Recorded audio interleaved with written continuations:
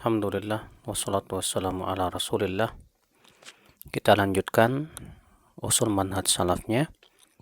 Kemarin kita telah menyampaikan bahwa di antara manhaj salaf adalah fokus dalam menuntut ilmu. Dan tentunya di dalam menuntut ilmu pun juga kita harus mengikuti manhaj salaf. Ya, bagaimana manhaj salaf di dalam menuntut ilmu?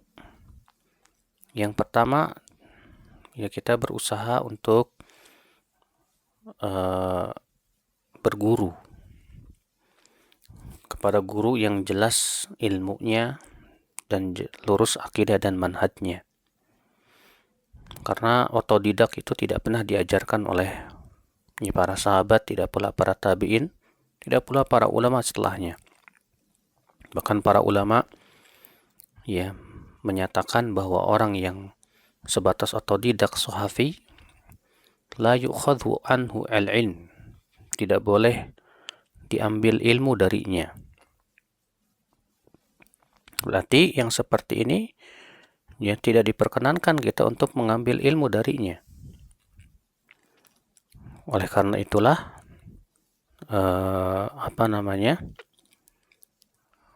harus kita menuntut ilmu dari guru.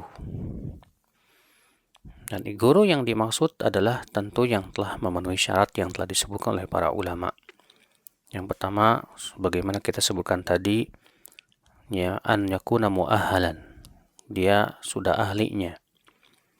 Yang kedua, lurus akidah dan manhajnya. Rasulullah SAW sabda, inna min asyratis sa'ah an yultamasal ilmu indal asagir. Di antara tanda hari kiamat, ilmu diambil dari al-asagir. Siapa al-asagir? Kata Ibnu Barak, yaitu ahlul bid'ah, para ahli bid'ah. Kemudian juga yang kedua, kita berusaha untuk mendahulukan ilmu yang paling penting terlebih dahulu sebelum yang lainnya. Apa itu? Itu yang merupakan fardu ain atas setiap muslim. Ilmu yang fardu ain itu yang seperti apa? Yaitu yang pertama, yang tidak mungkin lurus keimanan kecuali dengan mempelajari ilmu itu. Itu ilmu tauhid yang paling penting sekali. Mengenal tentang hak-hak Allah Subhanahu wa taala, yaitu agar Allah Subhanahu wa taala ditauhidkan, diesakan dalam peribadahan, di dalam tawakal, di dalam doa dan yang lainnya. Mempelajari tentang macam-macam kesyirikan.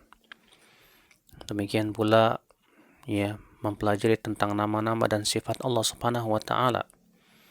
Demikian pula mempelajari tentang bagaimana beriman kepada malaikat, kitab-kitabnya, para rasul, beriman kepada hari akhirat, beriman kepada takdir yang baik maupun yang buruk.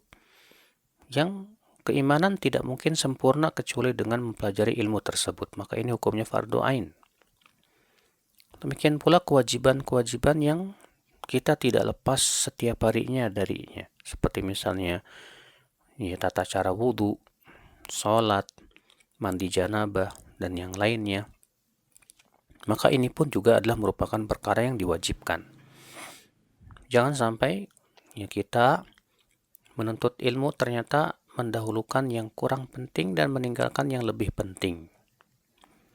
Terkadang ada penuntut ilmu yang fokus kepada bahasa Arab tapi kurang mempelajari tentang tauhid, tentang akidah.